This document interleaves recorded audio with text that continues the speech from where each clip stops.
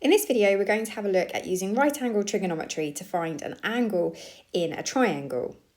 The first thing we're going to do is we're going to label the sides. So on my first triangle that I've got here, my angle is down the bottom. So my opposite is opposite that angle, and my adjacent is alongside the angle, and the hypotenuse is always the longest side, it's always opposite the right angle.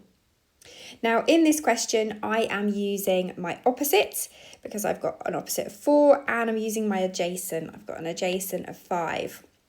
So if I was to write out my SOHCAHTOA, this will help me identify which trigonometric ratio I need to use. So I've got the O and the A, so that tells me that I'm going to be using tan. So I'm going to start by writing tan x is equal to O over A. This is my trigonometric ratio. Now I'm going to substitute my values in that I've got in the question. So in this case, my angle is labelled as theta, O is the opposite, so that's 4, and the adjacent is 5. Now in order to be able to find my angle, I'm going to use inverse tan, or tan to the minus 1. So on your calculator, if you're using a Casio, it's usually shift and then tan, and this will bring up tan to the minus 1. And then we just substitute the fraction straight in. You don't need to decimalize the fraction. You can just type the fraction straight into your calculator. And this is going to give me 38.659, which I'm going to round to 1 decimal place. So that's going to give me 38.7 to 1 decimal place.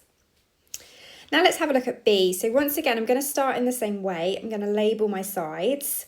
So my angle's down the bottom there. So my opposite is opposite the angle. My adjacent is alongside the angle. And my hypotenuse is the longest side opposite the right angle.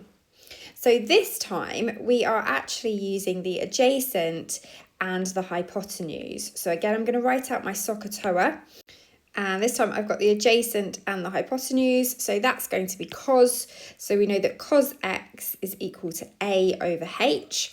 Let's substitute our values in. So the angle is theta, A is 24, and the hypotenuse is 29.